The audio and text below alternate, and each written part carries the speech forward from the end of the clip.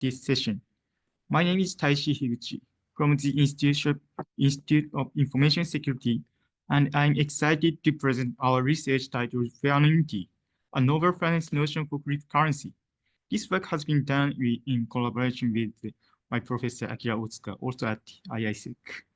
In today's talk, I will introduce a new cryptographic framework that addresses the present tension between blockchain tech privacy and regulatory compliance. We call this framework Fair-Anonymity. It provides a way to trace users' identities with a probability that depends on the transaction amounts, while still preserving a strong anonymity for smaller value transactions. Essentially, we aim to find a middle ground between privacy needs and the demand of anti-money laundering (AML) regulation. Here is the flow of today's presentation.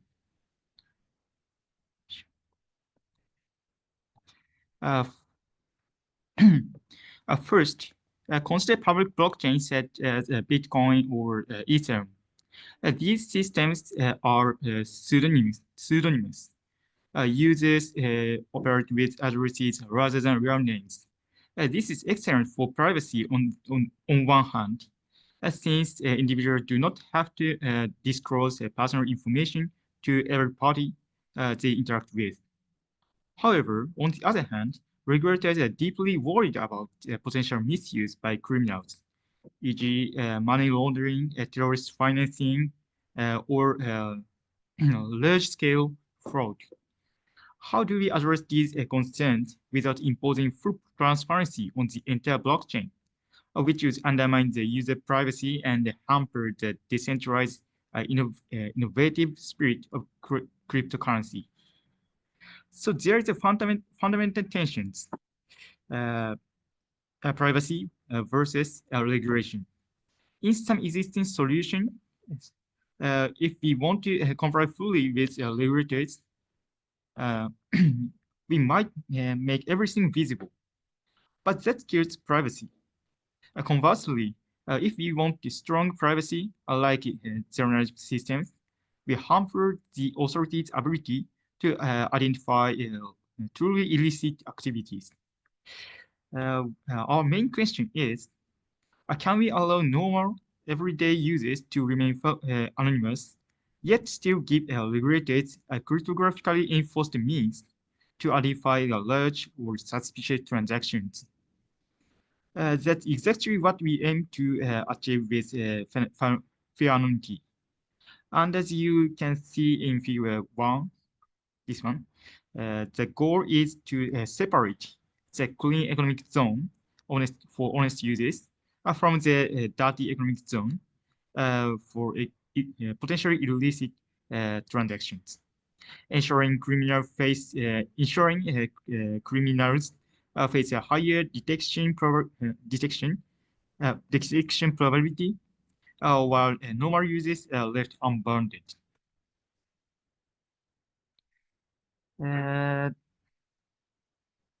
Many researchers have tackled the question of combining anonymity with accountability. First, Chalmers eCash and Traceability solution that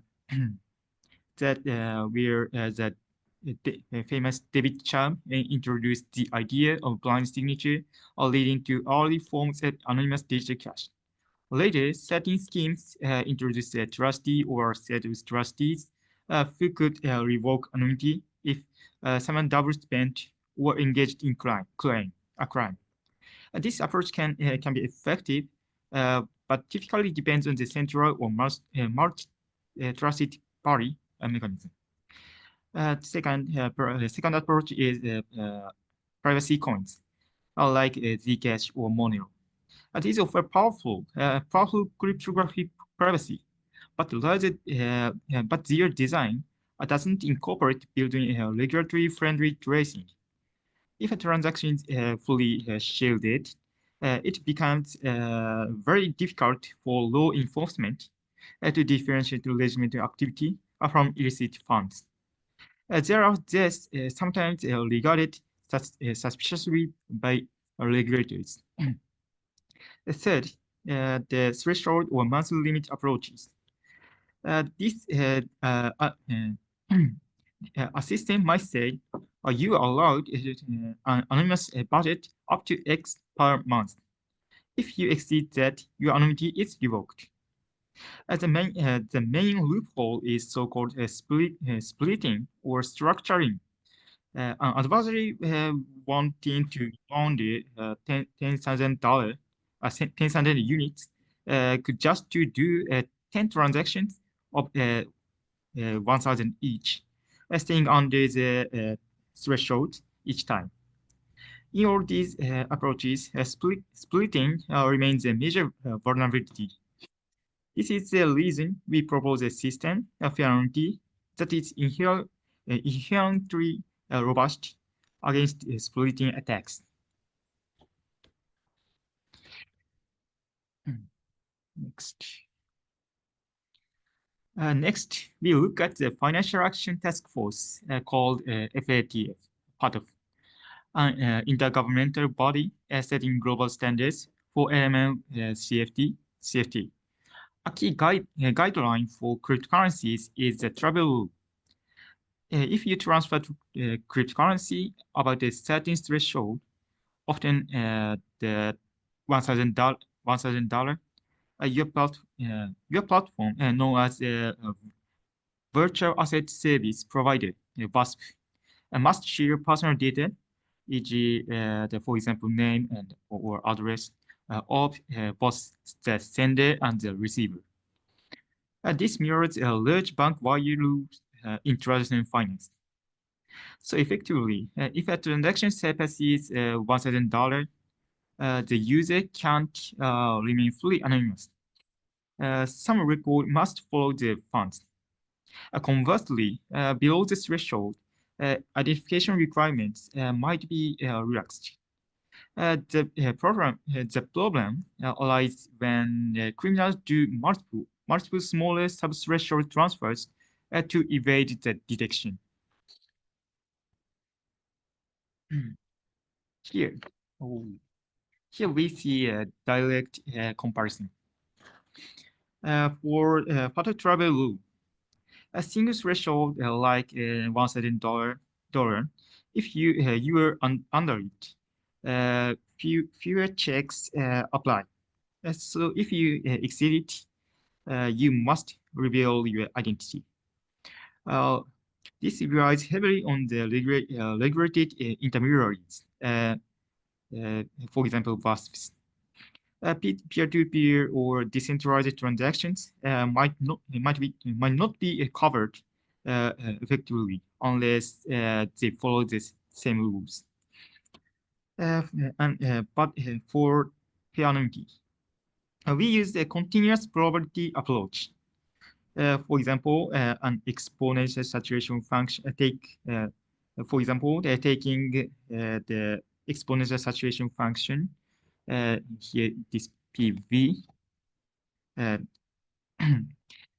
this PV, and large amount will lead to in this function, a larger amounts lead to near one trace probability, but small amounts to near zero, and crucially, splitting doesn't reduce the total probability. Purely on-chain cryptography can be complementary or parallel to the threshold-based travel rule. So while the travel rule can circumvented by the splitting large sums into a small sub-threshold transactions, Fair-Anonymity's approach is inherently robust to that. Both could be used in tandem or more comprehensive AML strategies. The key idea of Fair-Anonymity. So, what is the core concept? First, we want fairness. The trace probability depends on the total transaction value and not how many pieces it's divided into. We achieve it by an exponential saturation function expressed below the px in the form of px. This ensures that splitting does not lower the overall probability.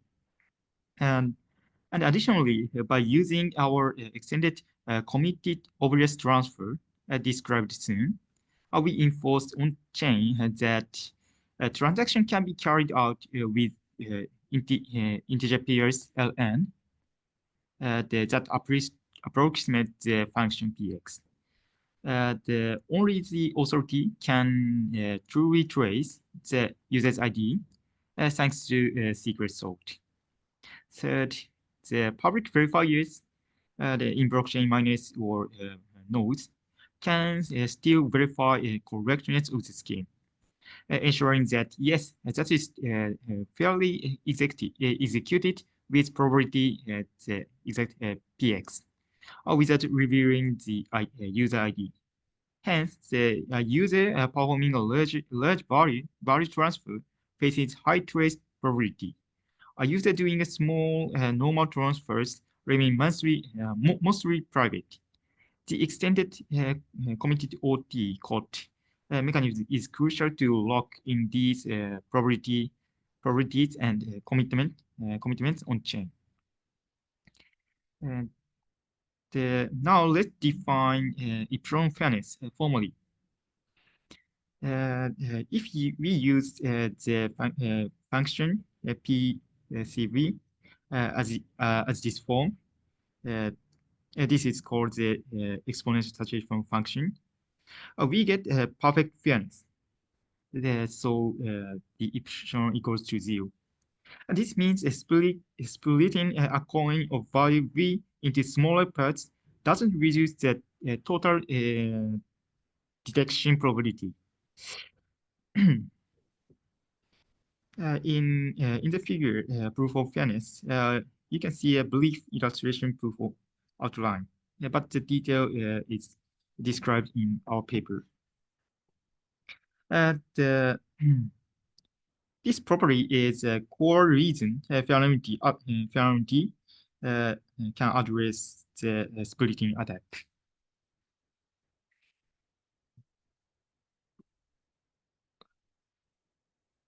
Now let's oh sorry.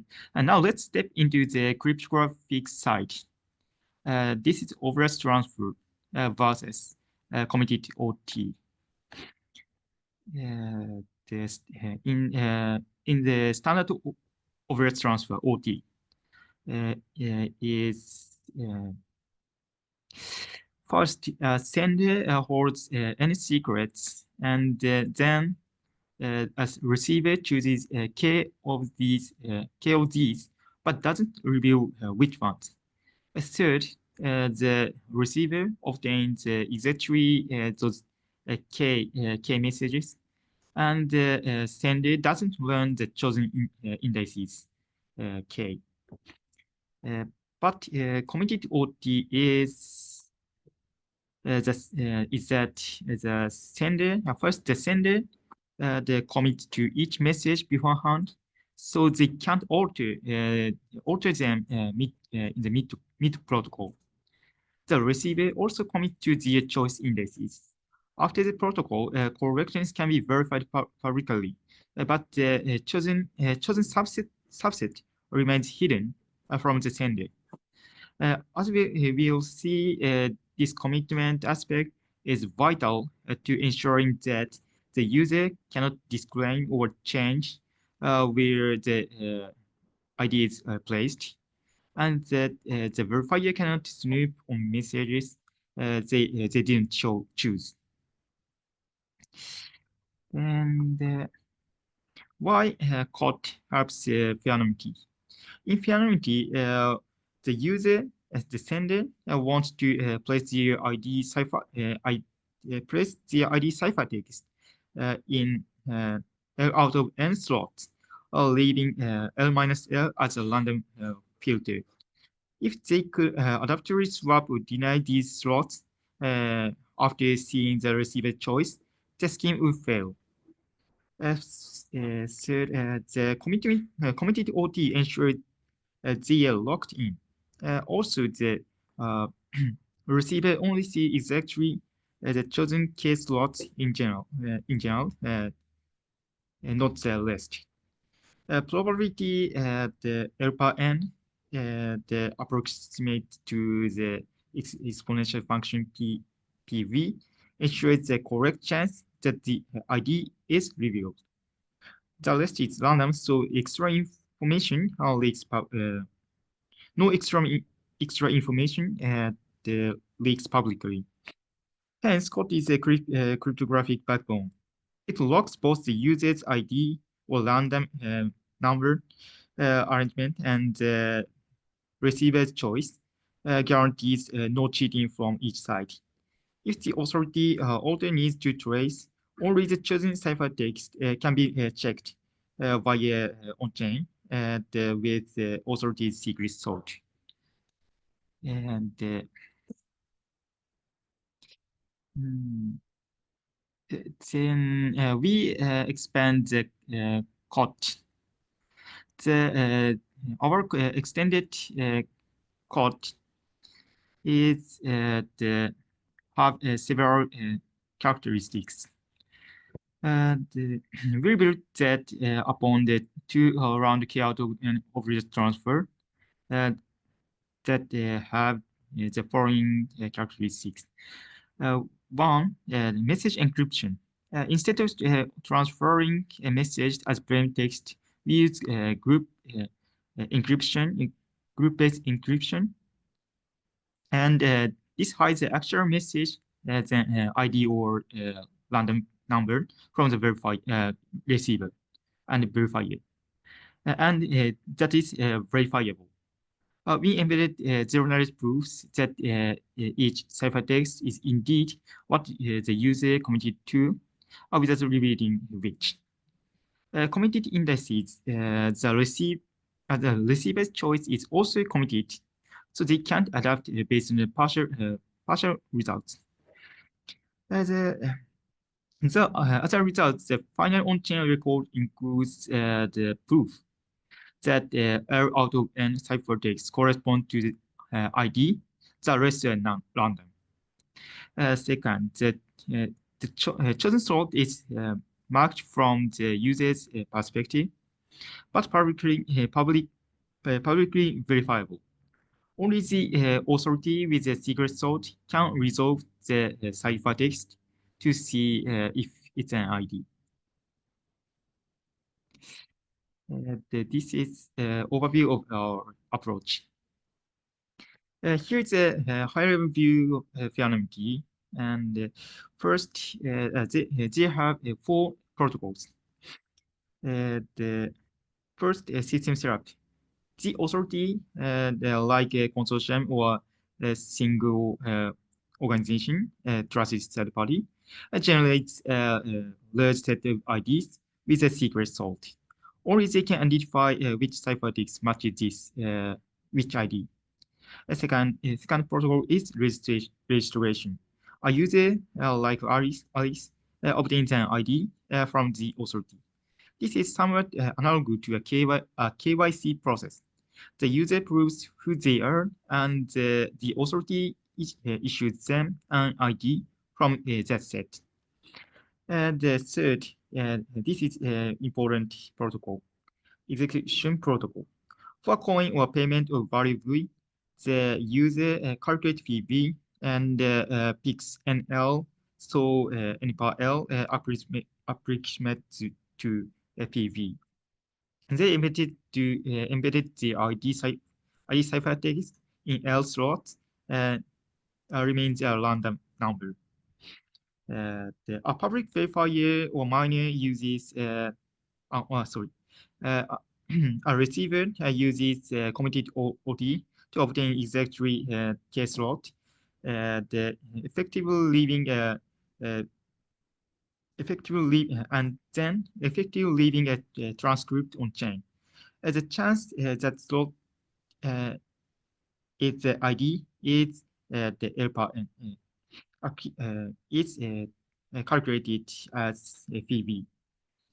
The tracing phase, in the pursuing phase, the authority, if suspicious, can decode the ciphertext. If it's indeed the user's ID, the user is masked. If not, the user remained anonymous. The summarize the final steps concretely. The select the NL set, so N bar L approximate to the exponential saturation function. The sender places the ID in exactly L out of N ciphertext slot. The receiver retrieves one slot, K or one slot with a probability L per N of hitting the ID. The transcript gets posted on chain, proving correctness, but not revealing each slot is which. This is verified by public verifiers.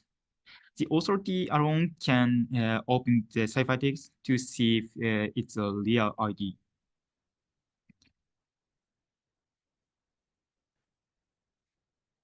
We defined the four main security properties.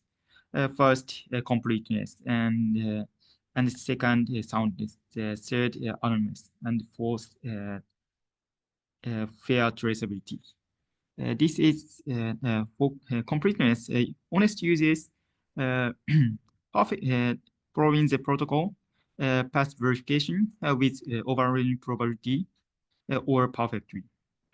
Second, soundness. In soundness, no one can alter a message after commitment and transcript of the result. Third, anonymity. On-chain transcripts do not reveal the user's ID to third parties and public verifiers. Only the authority can decipher and trace. In fair traceability, the authority's ability to trace ID is exactly the probability PV. So criminals gain nothing by splitting. These collectively ensure both normal usage privacy and large transaction. And in our paper, we proved the four properties. This is the proof sketch. It is a proof sketch. For completeness, standard membership proofs show that if a user indeed put L ID messages, the verification passes. For second, a committed OT plus generalized proofs the user means the user can't swap or lie about message after the transaction. For third, anonymity. The ciphertext is hidden, and only the authority with the sort can invert it. The other parties cannot calculate the ID under some cryptographic assumption. For fair traceability, it's the probability since alpha n approximates to the exponential saturation function, the probability is the probability the chosen slot is the probability that the chosen slot is an ID is VV. Splitting the amount of V does not reduce the total detection probability. And this large times nearly certain to yield detection if the authority looks, while small sums remain effectively untraced. We get the both of the both worlds privacy for typical users and compliance for big spenders. In conclusion, To recap, we introduce Fair-Anonymity, where the user's trace probability grows with the transaction value, preventing criminals from bypassing detection via splitting. Second, we rely on an exponential saturation function for fairness and special our extended committed OT to embed ID ciphertext. Three, compared to the part of travel rule, which is threshold based, Fair-Anonymity is a purely on-chain, probability-driven approach. They can synergize, offering a robust AML solution that does not compromise everyday user privacy. In essence, we are fostering a wide economic zone for honest users and small transactions, even private, while large or suspicious frauds have a high chance of exposure. Future work is first is a performance test, and the second is a multi-authority setting.